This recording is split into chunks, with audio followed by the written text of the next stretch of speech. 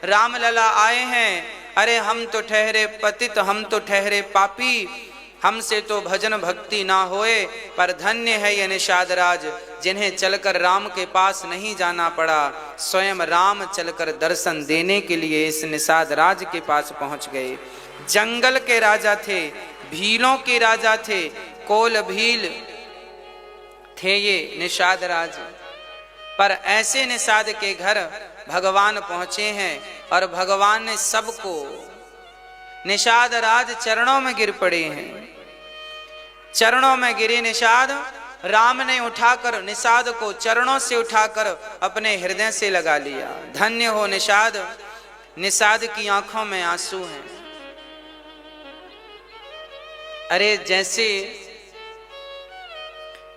गरीब व्यक्ति को धन मिल जाए और तड़पती हुई मछली को पानी मिल जाए, तो तड़पती हुई मछली जिसके प्राण निकल रहे थे उसे पानी मिल जाए तो उसकी खुशी का ठिकाना नहीं रहेगा। गरीब व्यक्ति को धन मिल जाए उसकी खुशी का ठिकाना नहीं रहेगा। आज तो सर्वस्व ब्रह्मांड नायक भगवान राम आज निषाद राज को मिल गए। निषाद तो खुशी से उछलने लगे, भगवान मेरा तो जीवन सफल हो गया, आज मेरे घर पधारे हैं। पर निषाद की आंखों में आंसू थे। हे प्रभु, आपके आने का कारण क्या है और आप ये नंगे पांव क्यों हैं?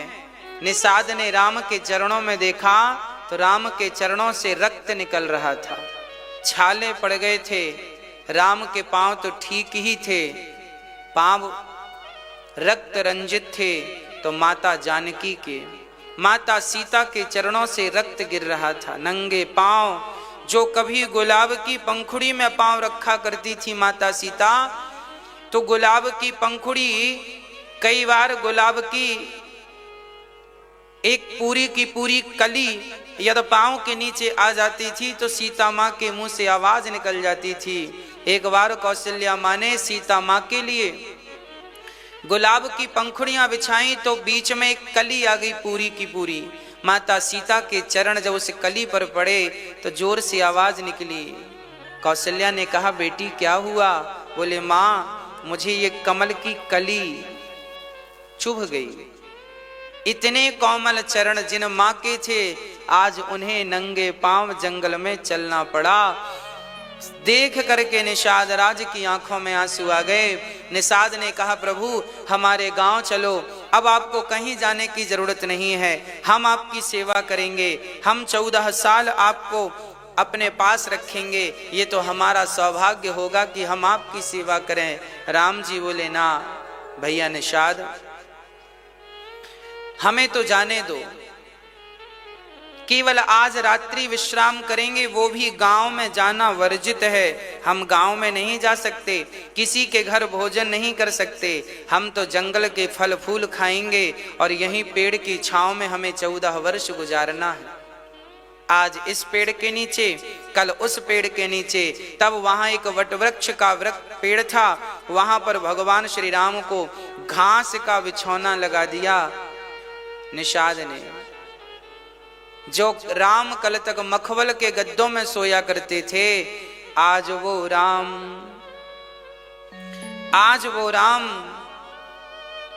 घास के बिछौनों पर सो रहे हैं। लक्ष्मण जी की आंखों से आंसू रुक नहीं रहे, पर भगवान राम प्रसन्न है। कोई फर्क नहीं पड़ता उन्हें कि वो मखमल के गद्दों में हैं कि घास के बिछौनों में हैं, कोई फर्क, क्योंकि वो भगवान है। फर्क तो हम लोगों को पड़ जाता है, फर्क तो हम लोगों को पड़ जाता है। एक दिन यदि हमें व्यवस्था में कुछ हो गए हेर फेर तो हम लोगों को फर्क पड़ जाता है।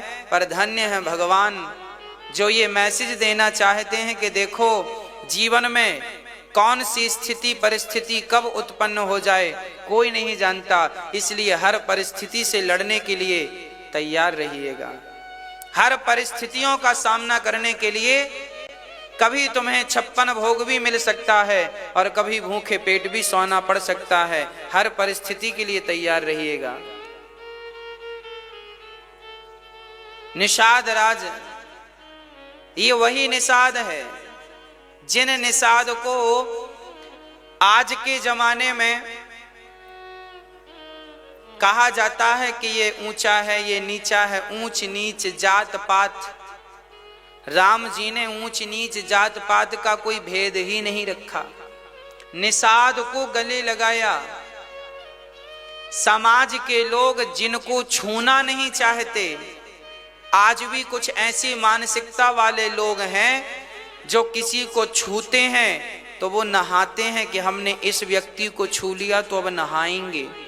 राम जी ऐसे लोगों की बुद्धि ठीक करने के लिए निषाद को गले लगाते हैं कि देखो, मैं भगवान होकर यदि भेदभाव ऊंच नीच का नहीं मानता तो तुम तुच्छ प्राणी भला ये भेदभाव क्यों रखते हो? इस दीवार को क्यों नहीं गिरा देते? जात पात की ऊंच नीच की दीवार को गिरा दो और भगवान के भजन में लग जाओ।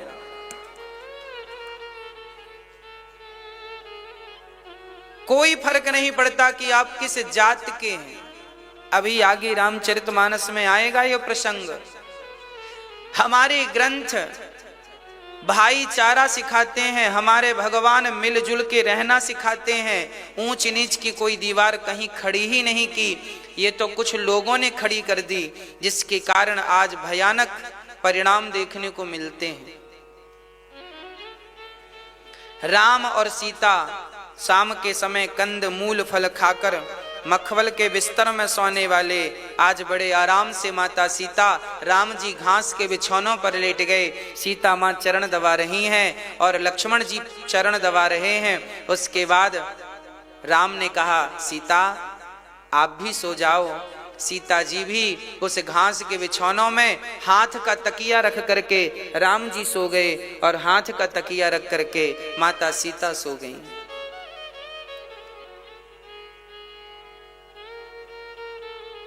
लक्ष्मण जी धनुष बाण लेकर पहरा देने लगे।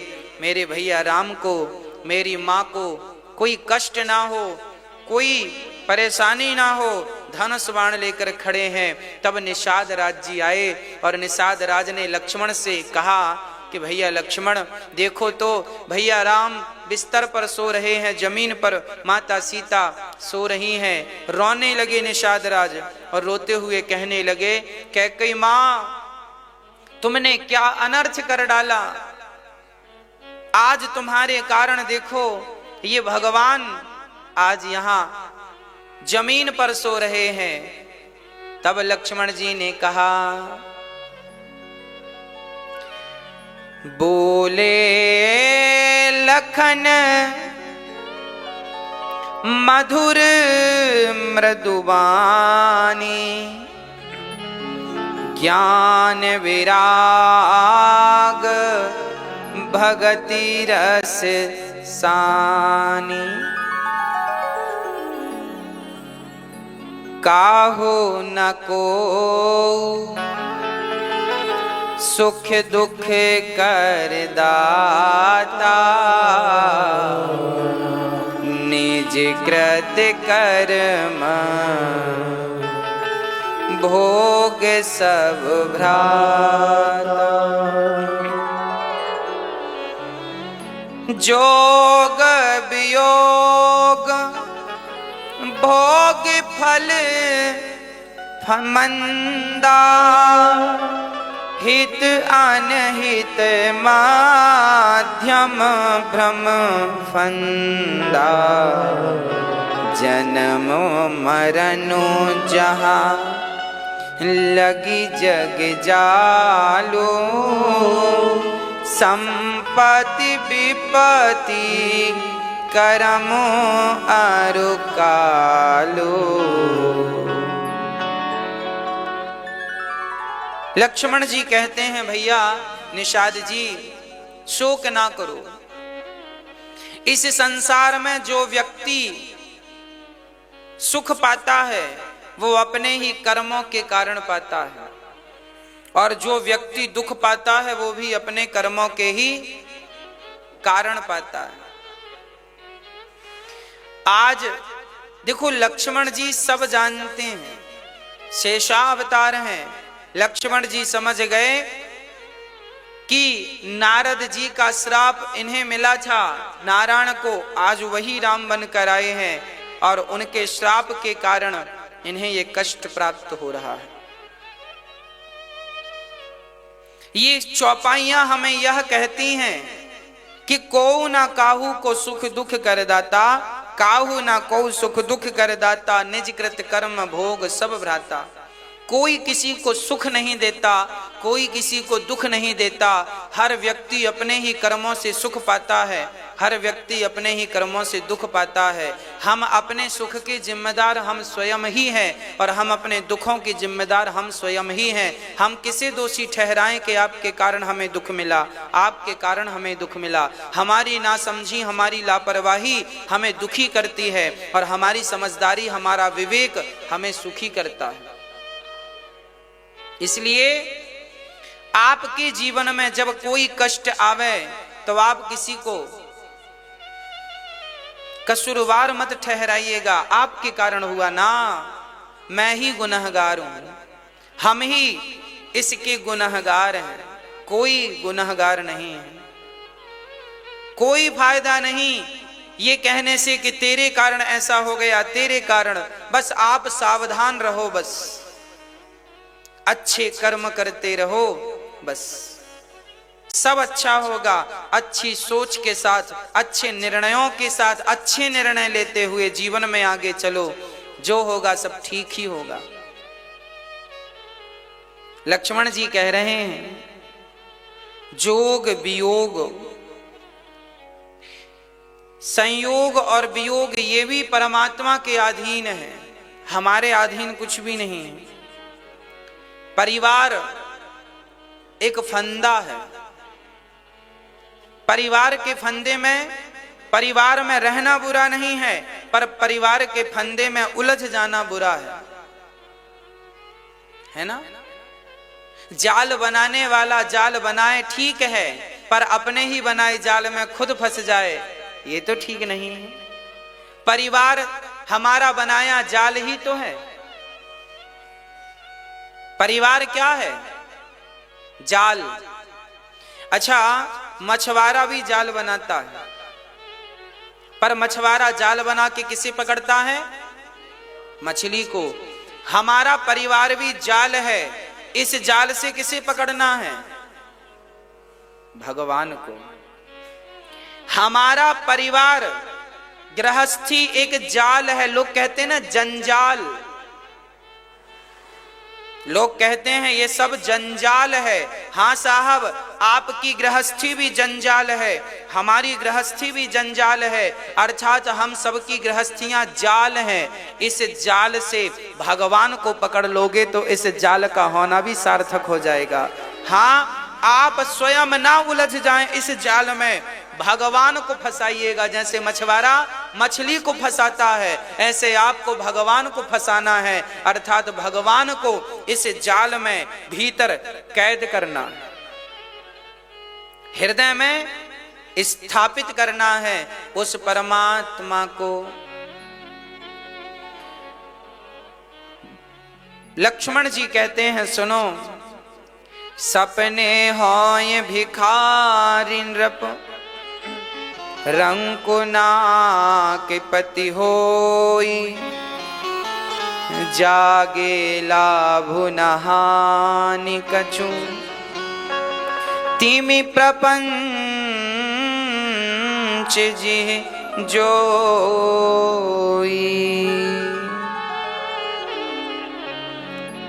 सपने में हम देखते हैं कि हम राजा हो गए, आंख खुलती है तो अपने ही बिस्तर पर। याद रखना, हम बड़े आदमी हो गए, हम गरीब हो गए, हमारा ये आ गया, हमारा ये चला गया, हमें ये मिल गया, हमें ये नहीं मिला, ये सब क्या है? ये एक सपना है। हम लोग सपना देख रहे हैं, हमारे पास 10 रुपए हैं, हम सपना देख रहे हैं। हमारे पास रुपए बिल्कुल नहीं है, ये भी एक सपना है। आंख खुलती है तो रात का सपना टूट जाता है, आंख बंद होंगी तो ये दिन का सपना टूट जाएगा। ना रात को देखा हुआ तुम्हारा है, ना दिन को देखा हुआ तुम्हारा है। तुम और हम ही यहाँ के नहीं, हम सब मेहमान हैं इस धरती में कुछ दिनों के, जबरदस्ती अपना मान बैठे हैं। लक्ष्मण जी कहते हैं मोह ना करो। लक्ष्मण जी ने बढ़िया बात कही, जानिय तबाही जीव जब जागा, जब सब विषय विलास विरागा।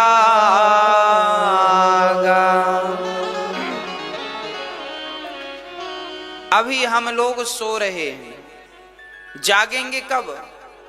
जब हमारा मन संसार से हटकर, विषयों से हटकर पूर्ण रूप से भगवान के चिंतन में लग जाए, तब हमें अपने आप को जागा हुआ समझना। अभी हम सो रहे हैं, जागे नहीं हैं। अभी हम क्या कर रहे हैं? सो रहे हैं। और सुनो निषाद राज जी, हमारे पिता ने गलत नहीं किया। हमारे पिता की जगह कोई भी होता धर्म का पालन करने वाला, तो दिया हुआ वचन भला मुकर कैसे जाता। हमारे यहाँ तो हम लोगों को पढ़ाया गया है। लक्ष्मण जी कह रहे हैं पहले की पढ़ाइयां कैसी होती थी, सुनो। लक्ष्मण जी कह रहे हैं हमारे माँ बाप ने और हमारे गुरु ने हमें एक बात सिखाई है, पढ़ाई है।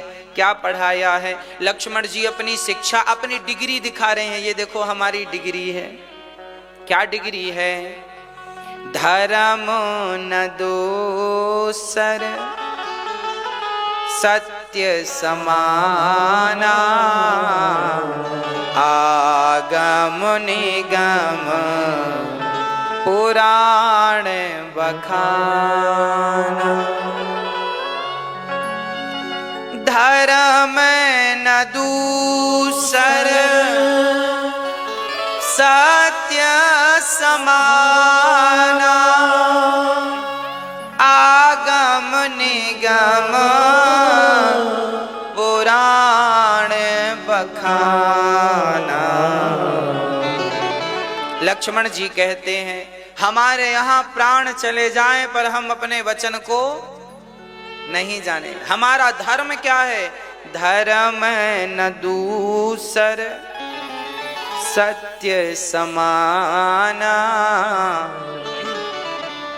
आगम निगम पुराण बखाना।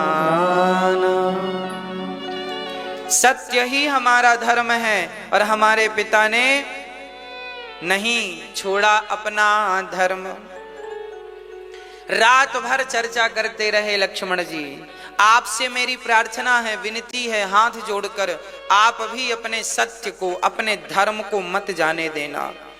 बच्चों को कितना भी आप पढ़ाना, पर मेरी एक बात जरूर पढ़ा देना बच्चों को कि बेटा जीवन में सत्य का ही कमाना और सत्य के मार्ग पर ही चलना।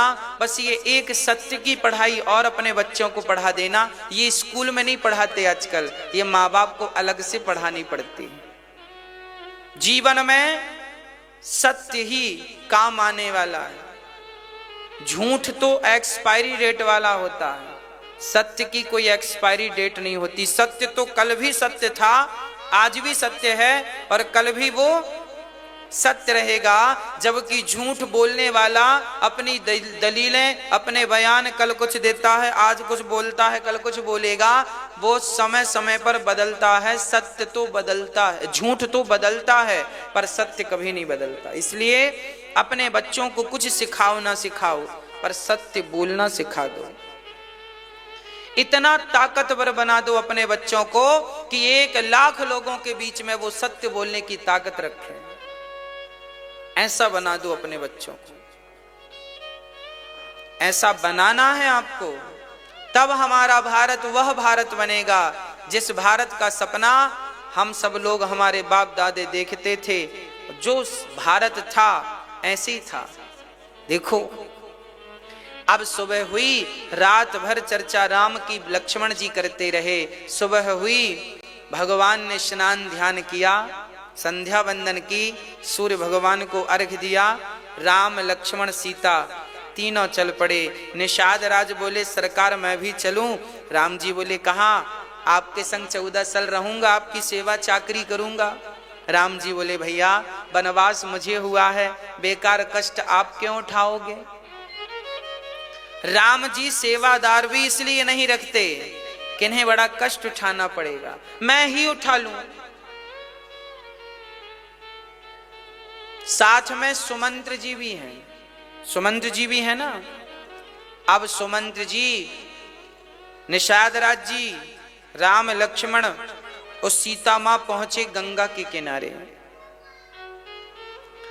राम जी ने निषाद सुमंत्र जी से कहा तातश्री आप जाइए, पिता को कहिएगा कि मैं जल्दी से 14 वर्ष का वनवास पूरा करके पिता की आज्ञा का पालन करके वापस आ जाऊंगा, आप जाइए। राम जी सुमंत्र जी को विदा करने लगे। सुमंत्र जी को बरवस राम सुमंत्र पठाए, सुमंत्र जी जा नहीं रहे हैं, बरवस मतलब जबरदस्ती।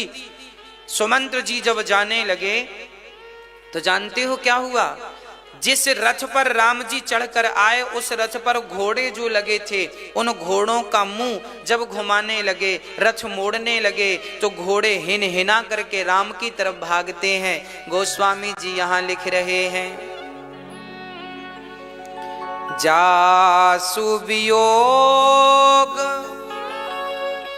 विकल पशु ऐसे प्रजा मातु पितु जी हैं कैसे। जिनके वियोग में घोड़े हिनहिना कर राम की तरफ बढ़ते हैं और राम के पांव को जाकर घोड़े चाटने लगते हैं, आज उन घोड़ों को मोड़ना बड़ा कठिन है। पर राम ने जबरदस्ती कहा सुमंत्र जी से जाओ। आगे राम जी गंगा के तट पर आए तो वहां गंगा के उस पार जाना था, तो वही पार जाने के लिए नाव चाहिए। तो राम जी ने नाव मांगी, राम जी ने नाव मांगी, मांगी नाव ना केवट आना, कहाँ है तुम्हार मरम मैं जाना। राम जी ने नाव मांगी, भैया केवट नाव लाओ। केवट दौड़ कर आया, प्रभु जी क्या हुआ? भैया मुझे उस पार जाना है, क्या पार उतारोगे? केवट बोला जरूर उतारूंगा, पर सरकार एक छोटी सी समस्या है। क्या समस्या है? बोले मैं आपको यदि अपने नाव में बिठाता हूं तो कल से मैं भूखा मरूंगा। राम जी बोले क्यों, हम तुम्हें उतराई देंगे, क्यों घबरा रहे हो? राम जी से केवट ने कहा आप उतराई तो तब दोगे जब आप पार होगे, क्यों तू हमें पार नहीं लगाएगा? राम जी कैसे पार लगाऊंगा? आप अपना पांव हमारी नाव में रखेंगे तो वो नाव हमारी तुरंत अब भी स्त्री बन जाएगी, स्त्री बन जाएगी। तो दो समस्या है। पहली बात तो ये है कि हमारी नाव खत्म हो जाएगी, परिवार इसी से चलता है, और दूसरा एक घरवाली है उसका बजट ही अभी इतना है, दो हो जाएंगी तो बजट बढ़ जाएगा, बजट तो बढ़ गया और नाव भी चली गई। खर्चे, हाँ आमदनी अठन्नी, खर्चा रुपया। राम जी बोले क्या कह रहे हो, हमें कुछ समझ में नहीं आता। केवट ने कहा कहाँ ही तुम्हार मरम मैं जाना। केवट बोला सरकार मैं आपके मर्म को जानता हूं। कौन सा मर्म? छुअत सिला भई नारी सुहाई, पाहन तेना काठ कठिनाई।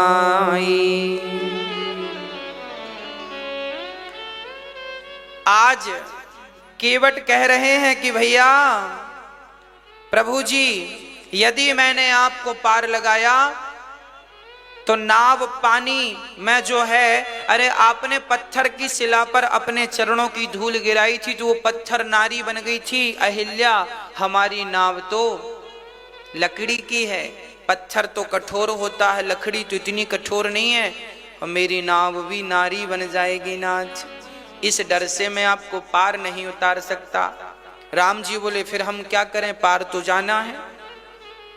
केवट ने कहा आगे से गंगा मैया कमर से हैं तो आप निकल जाओ पैदल। राम जी समझ गए कि पैदल हम तो चले जाएंगे कमर तक, सीता कैसे जाएंगे, है ना, सीता कैसे जाएंगी।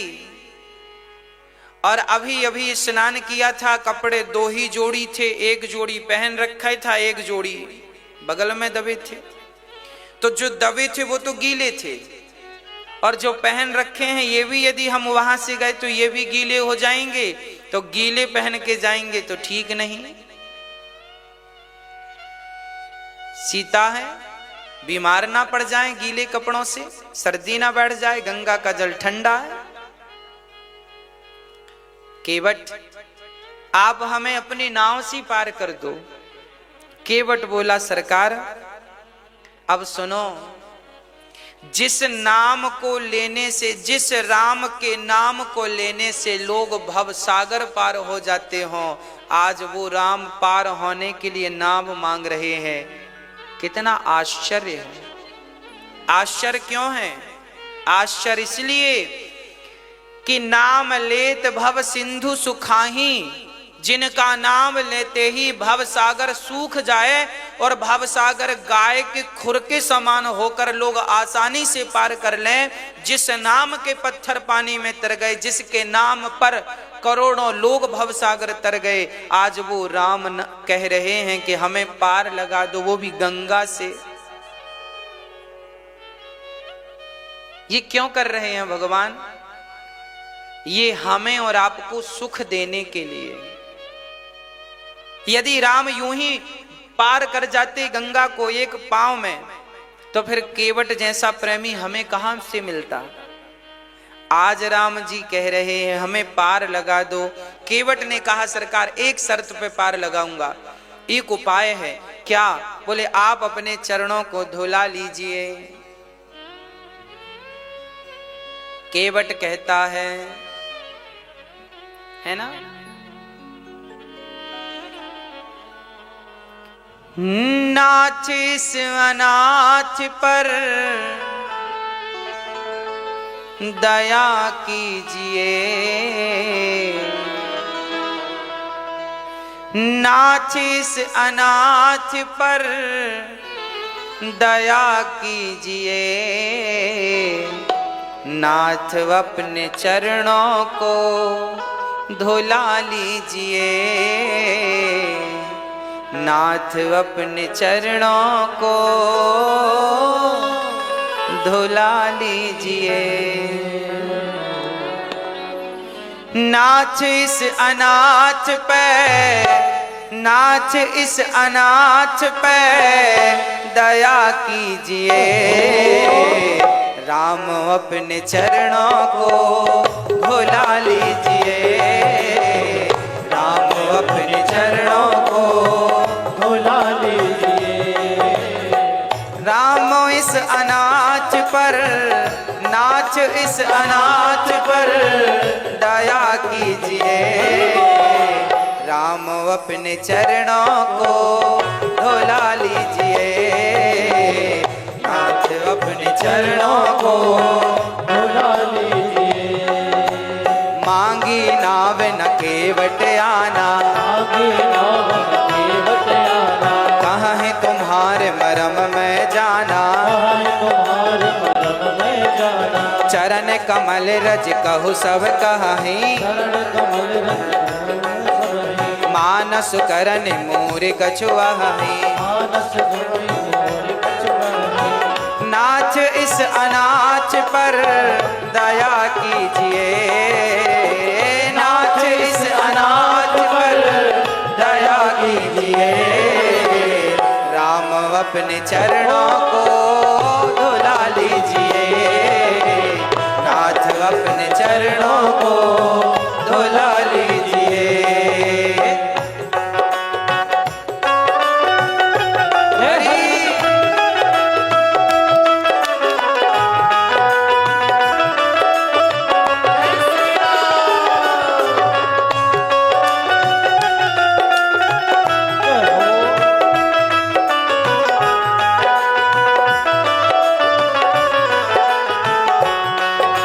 छुअत से लाभई नारी सुहाई, मत सिला भई नारी सुहाई। पाहन ते न काठ कठिनाई। आहन ते नाथ कठिनाई। तरन्यो मुनि घर ने हुई जाई, तरन्यो मुनि घर ने हुई जाई। बाट पर मोरी नाव उड़ाई। आज बरे मोर नाई बुराई। नाथ इस अनाथ पर दया कीजिए, नाथ इस अनाथ पर दया कीजिए। राम अपने चरणों को धुला लीजिए, राम अपने चरणों को धुला लीजिए। राम अपने चरणों को धुला लीजिए, राम अपने चरणों को धुला लीजिए।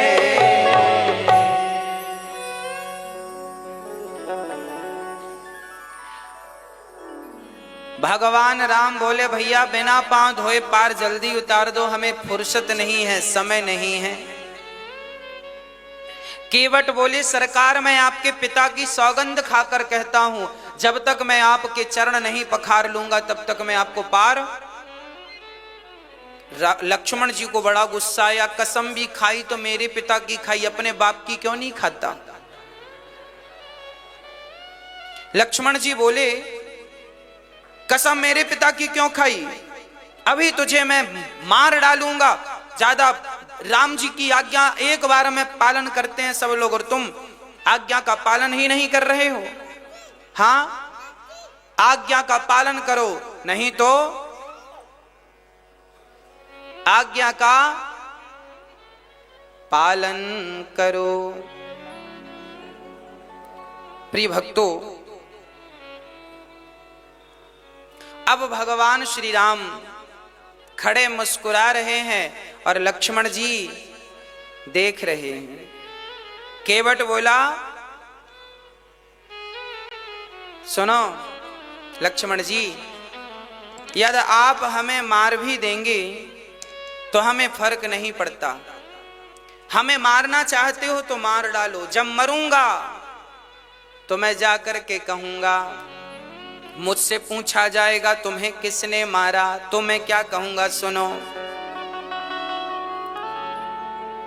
रघुनाथ सुप्राणन सो प्रिय बंधु, वही मुझे बाण से मारत है। मुझे कौन मार रहा है? वो लक्ष्मण जो रघुनाथ जी को प्राणों से प्रिय है। यमराज बोलेंगे क्यों मारा, गवाह कौन है? तो मैं कहूंगा रघुनाथ सुप्राणन सो प्रिय बंधु, वही मुझे बाण से मारत है। अपराध क्या है? अपराध यही इस दास का है, रघुनाथ के पांव पखारत है।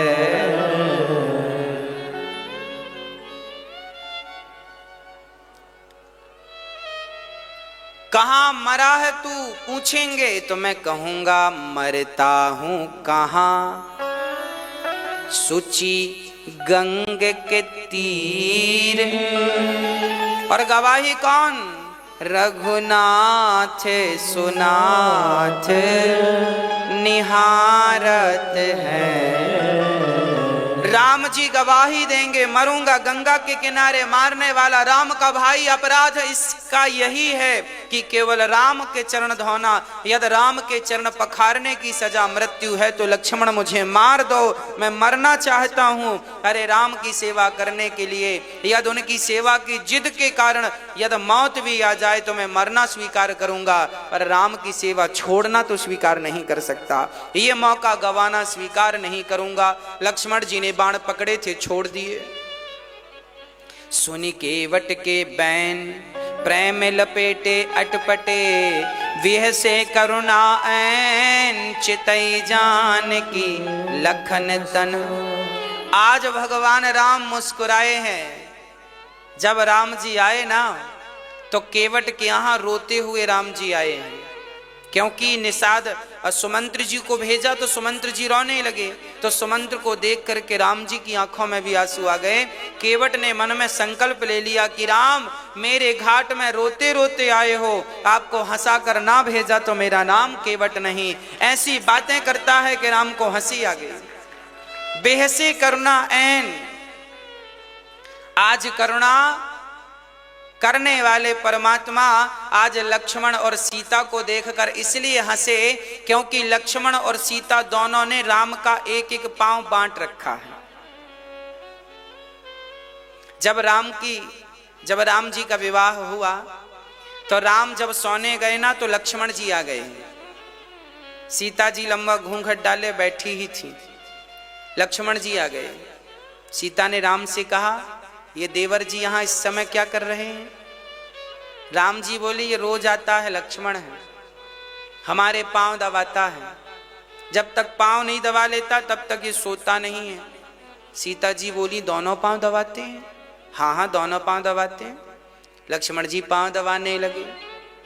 एक दिन तो ठीक सीता माँ ने देख लिया, कोई बात। दूसरे दिन फिर आ गए। 2 घंटे पांव दबा रहे हैं, एक एक घंटा एक पांव। अब सीता जी 2 घंटे क्या करें, बैठी। तो सीता जी ने लक्ष्मण जी से कहा सुनो भैया लक्ष्मण, आज आपकी भाभी आपसे कुछ मांगना चाहती है, क्या दोगे? हाँ हाँ भाभी जी, आप तो माँ हैं, आज्ञा करो, क्या चाहती हो?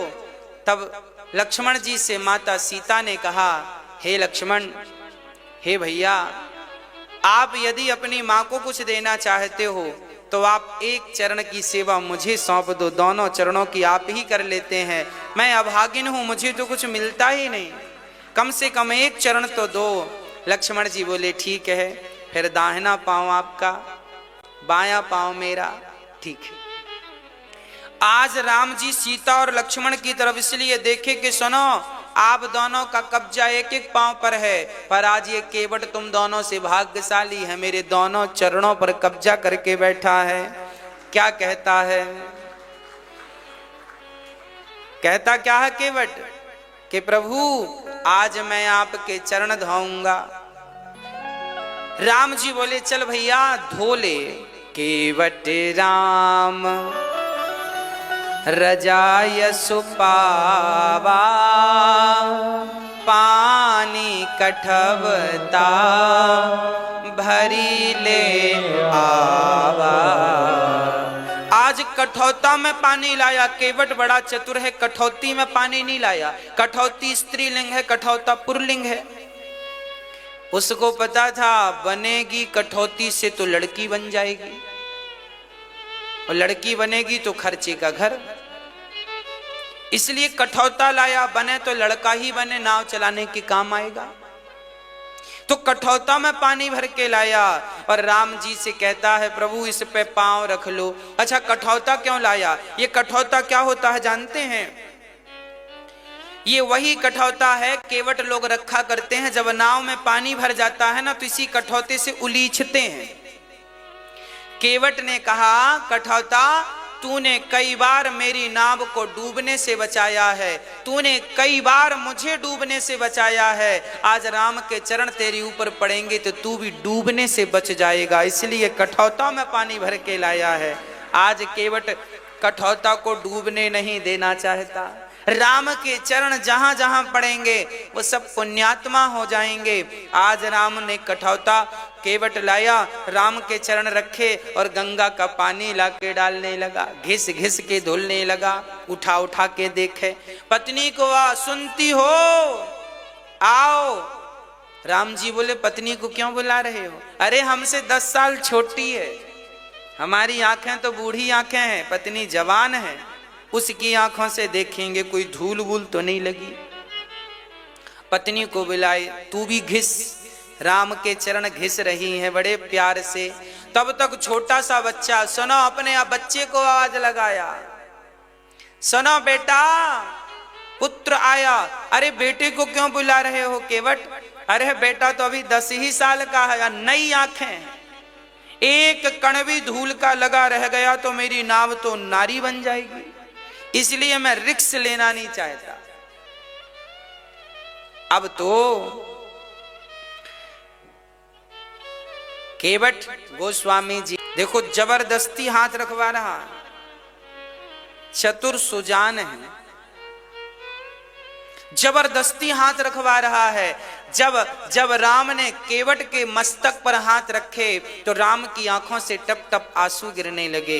केवट बोले, सरकार आप रोए क्यों? तब राम ने कहा कि मुझे अहंकार आ गया था, मुझे लगा कि मैं ही सब भक्तों को थामता हूं, पर आज पता चल गया कि जब राम कभी डगमगाते हैं तो भक्त ही उन्हें थामते हैं। जब राम डगमग डोले तो केवट के मस्तक पर हाथ रखे तो राम की डगमगाहट मिट गई, अर्थात बल मिल गया। जब आप किसी का सिर या कंधा पकड़ेंगे तो आपको सहारा तो मिलता ही है। आज राम को, आज भगवान को भक्त का सहारा मिल गया। आपको क्या लगता है केवल भक्तों को ही भगवान का सहारा है? हाँ, हमें तो उनका सहारा है, पर यह भी याद रखना कि उन्हें भक्तों का सहारा है। हाँ, केवट ने चरण धोए और चरण धो करके केवट बोला, सरकार अब चरण धुल गए हैं, आप यहां बैठो, जो बेटिंग में खड़े थे पहले हम उनको पार लगा दे। राम जी बोले, कौन खड़ा है यहां मेरे सिवा? कोई नहीं है। केवट बोले, सरकार आपको दिखाई नहीं पड़ रहे हैं? जो मेरे पिता के पिता के पिता के पिता के पिता के पिता के पिता के पिता के पिता के पिता के पिता के पिता के पिता के सब, जो इतने दादा के परदादा के सब जो मर गए हैं, ये सब अभी तक पार नहीं भये, ये अभी घूम रहे हैं आकाश में। अब जब आपके चरण धोए हमने और आपका चरण पद पखारे जलुपानी कर, चरण धोए राम जी की और चरणामृत ले लिया केवट ने। आकाल मृत्यु हरणम सर्वव्याधि विनाशनम विष्णुं पादोदिगम पीत्वा पुनर्जन्म न वेद्यते।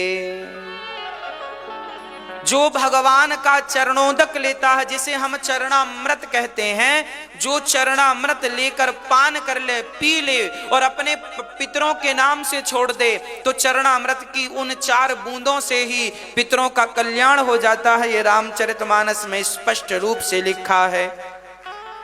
पद पखारे जलपान कर आप सहित परिवार, पितर पारो कर प्रभु पुनि मुदित गयऊं ले पार।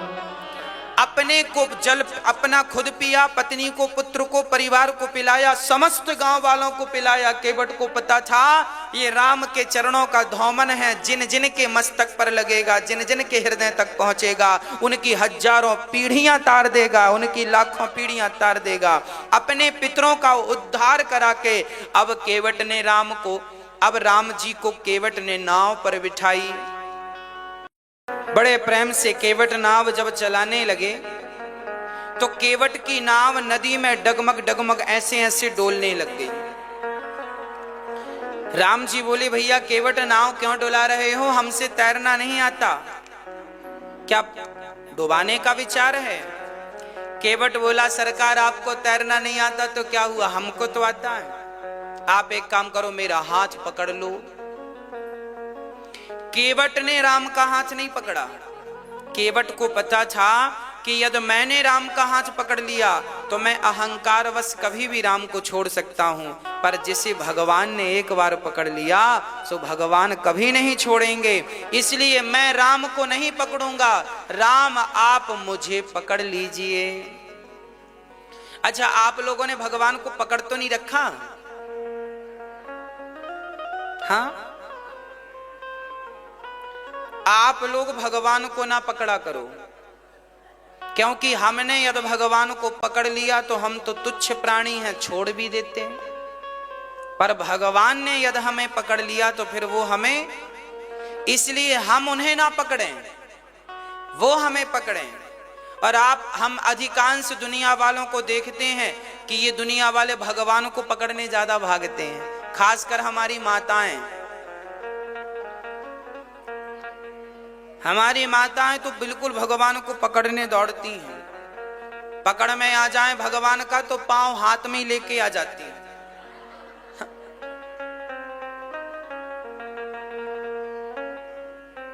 नवरात्रि में माता जी रखी थी, एक मैया नहीं मानी, नहीं मैं तो माता जी के पांव पकड़ूंगी।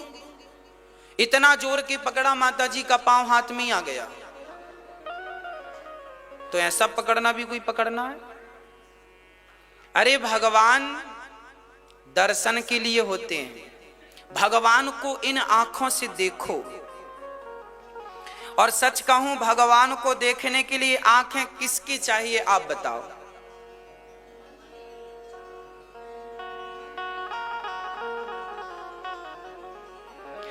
देखन चाहूं राम को आंख आंधिरी होय, देखना हो राम को तो आंखें आंधिरी, मतलब अंधा कौन? सूरदास जी। यदि राम को देखना हो तो सूरदास जी की आंखें चाहिए। किनकी आंखें चाहिए? सूरदास जी की। देखन चाहो राम को तो आंख आंधरी होए, राम को देखना है, परमात्मा को देखना है तो आंखें सूरदास की तरह हो। इन आंखों से कुछ भी नजर नहीं आता, इन आंखों से तो हमें माया नजर आती है, माया। इन आंखों से तो संसार के विषय नजर आते हैं, इन आंखों की कोई बहुत अहमियत नहीं है। भगवान को देखना हो तो अपने भीतर के दिव्य नेत्र खोलिए, प्रेम के, भक्ति के नेत्र, ज्ञान और वैराग्य के नेत्र खोल करके उस परमात्मा का आलिंगन कीजिए, दरस परस कीजिए। बिहारी जी को इन आंखों से अपने मन की आसन सिंहासन पर बिठा लीजिए, फिर भीतर की आंखों से उनका श्रृंगार किया करो। इन आंखों से बिठा लो, फिर भीतर की आंखों से आंखें बंद कर लो। इन आंखों का कोई काम नहीं, आंखें मूंद लो। अब अंदर की आंखों को जगाओ, उनको खोलो और फिर परमात्मा का दर्शन करो। ये ठाकुर जी भोग लगा रहे हैं, हम खिला रहे हैं। आप मूर्ति बनाओ, अपने भाव की मूर्ति, कि भगवान की आंखें ऐसी हैं, रघुनंदन ऐसे हैं, राम जी ऐसे हैं, सिया जी ऐसी हैं। एक एक उनकी आकृति बनाओ और उनके चरणों का ध्यान करो। राधा जी ऐसी हैं, श्याम सुंदर ऐसे हैं, लक्ष्मी जी ऐसी हैं, नारायण ऐसे हैं। आकृति बनाओ और उनको हृदय में बिठाकर भीतर से आनंद लेते रहो। भाव ये बने कि हमारे सामने भगवान है, और भाव यह बने कि ठाकुर जी ने हमें पकड़ रखा है, हम क्या पकड़ेंगे उन्हें, वो हमें पकड़ लें तो काम बनेगा। सूरदास जी जब गड्ढे में गिर गए, कुएं में, तो भगवान से यही तो कहा,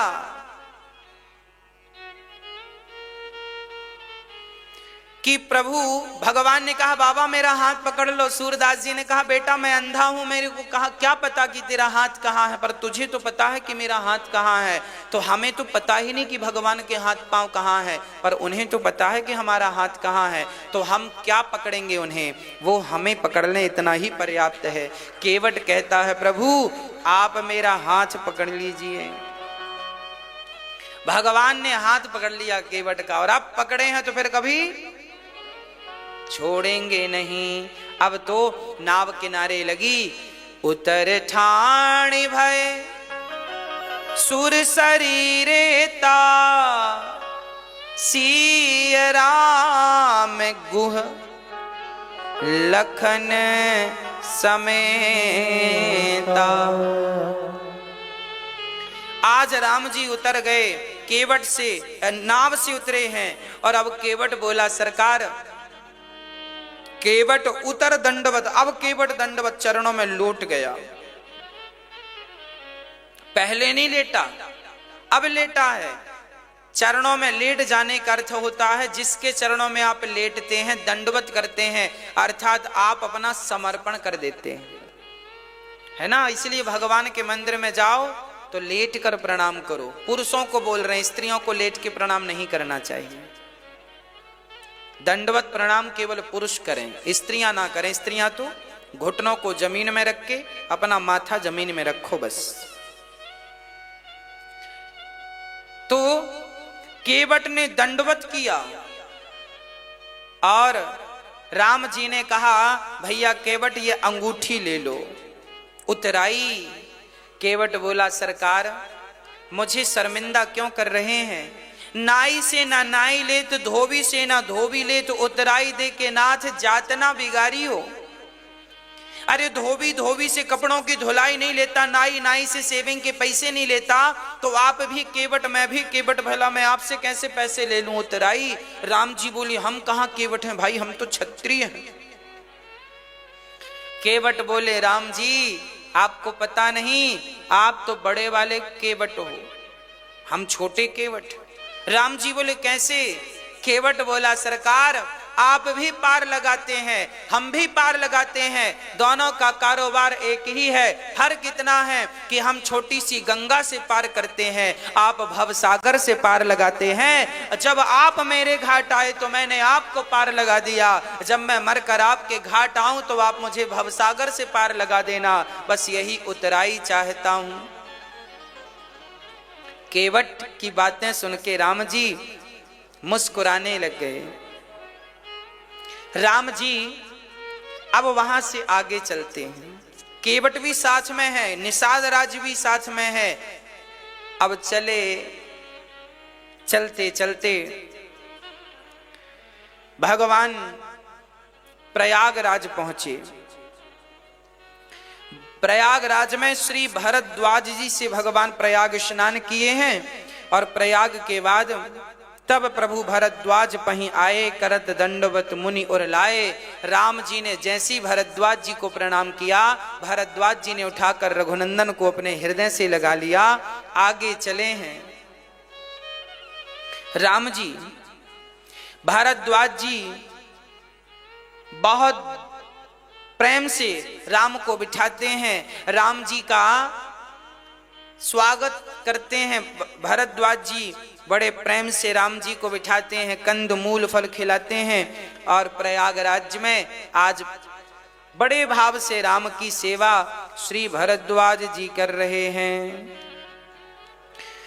उसके बाद राम जी भरद्वाज जी से कहते हैं हमें रहने का स्थान बताइए, हम कहाँ जाएं।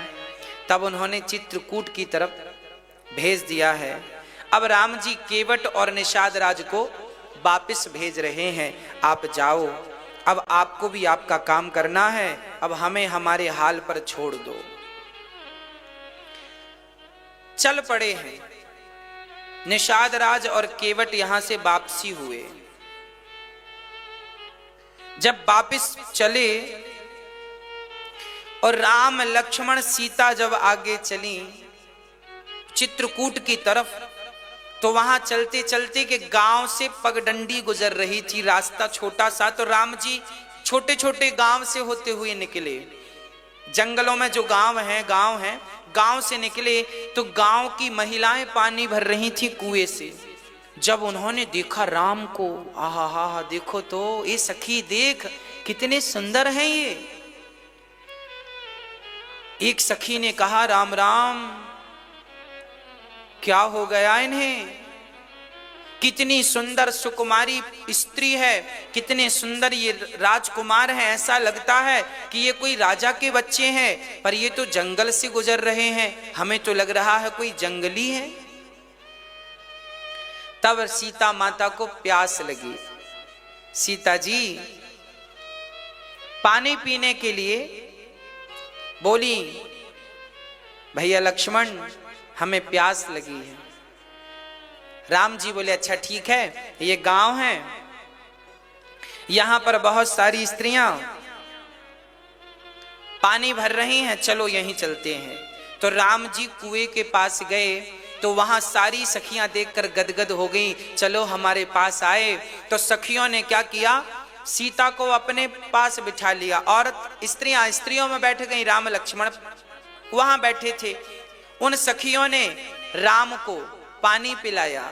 राम जी ऐसे हाथ धुल करके फिर पानी पीते हैं, वो बाल्टी से ऐसे डाल रही है। फिर लक्ष्मण जी पानी जब लक्ष्मण को मिला तो लक्ष्मण जी ने पहले पानी पिया नहीं, चुल्लू में हाथ में लेकर के राम के चरणों में डाल करके राम के चरणों को अपने पल्लू से, पीतांबर से पोंछे हैं। रक्त इत्यादि छाले पड़ गए थे, थोड़ी सी ठंडक मिली, गर्मी का मौसम था। राम के चरणों को बड़े प्रेम से धो रहे हैं। लखन लाल जी, प्यास बहुत लगी है लक्ष्मण को, पर अपनी प्यास भूल गए। इन छालों के सामने यह प्रेम है, यह भक्ति है। लक्ष्मण जी ने चरण धोए और सिया जी अब बैठी हैं वहां। तो वो सखियां पूछ रही हैं, देवी तुम कौन हो? सिया जी कहती हैं, हम जनक की पुत्री सीता हैं। अच्छा, तो ये दो पुरुष कौन है तुम्हारे साथ? सिया जी कहती हैं, ये जो छोटे वाले हैं ना, चरण धो रहे हैं, गोरे, ये हमारे देवर हैं। अच्छा, ये तुम्हारे देवर हैं, तो फिर ये बड़े वाले कौन हैं? अब सीता जी सकुचा गई। देखिए, पहले की स्त्रियां ये भी कहने में संकोच करती थी चार लोगों के सामने कि ये हमारे पति, और आज की तो गाना गाती हमारे हस्बैंड है। आज तो डिंडोरा पीटती हमारा हस्बैंड, और आजकल तो नाम भी लेके बुलाते, ए राव, यहां जो भी नाम है XYZ नाम लेके बुलाए। ऐसा लगता है ये पत्नी नहीं है, अम्मा है।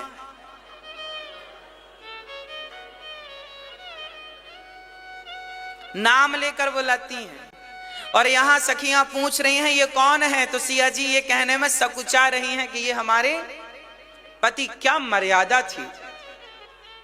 देखो, जीवन मर्यादित हो तो ठीक है, सबकी अपनी अपनी मर्यादाएं हैं। क्या बोलें क्या ना बोलें, बोलने की भी अपनी मर्यादाएं हैं। किसका नाम लें, किसका नाम ना लें, कहां हंसें कहां ना हंसें, हाँ मर्यादा है। मर्यादाओं में रहोगे तो सुखी रहोगे, मर्यादाओं का उल्लंघन जब करोगे तो दुखी हो जाओगे। सीता जी अपना पता दे रही हैं, और वहां सारी सखियों ने राम लला का, श्याम सुंदर का, राम जी का, लखन लाल जी का, माता सीता का वंदन किया, प्रार्थना की कि आप यहीं रुक जाओ। वो सारे गांव वाले तैयार हो गए, हम भी आपके साथ चलेंगे। हे भगवान, कैकेयी ने क्या गजब कर डाला, ऐसे राम को घर से निकाल दिया। गांव वाले बहुत रोए। राम जी ने सबको समझाया, आप लोग आराम से रहिए। राम जी वनवास ना गए होते तो आज ऐसे जंगल के लोगों को भी, जंगल के सामान्य प्राणियों को भी आज भला भगवान का दर्शन कैसे होता। ये बड़े पुण्यशाली लोग हैं, धन्य है वो नगर, वो गांव जहां से राम जी गुजर रहे हैं। अब राम जी आगे चले तो राम जी वाल्मीकि जी के आश्रम में आए। ये वही वाल्मीकि जी का आश्रम है जहां बाद में फिर सीता जी आएंगी। इनके यहाँ लवकुश का जन्म होगा, ये वही वाल्मीकि जी। ये वाल्मीकि जी वही हैं जिन्होंने रामायण जैसे महाग्रंथ को तैयार किया। ये वाल्मीकि जी उच्च कोटि के ज्ञानी हैं। इनके चरणों में भगवान राम ने प्रणाम किया है, चरणों में प्रणाम किया, राम जी ने प्रणाम किया। राम जी बैठे हैं, वाल्मीकि जी भोजन प्रसादी करा रहे हैं। अब राम जी ने वाल्मीकि जी से कहा, गुरुदेव बताओ हम रहें कहां, रहने का स्थान बताओ। तो वाल्मीकि जी बड़े हंसे।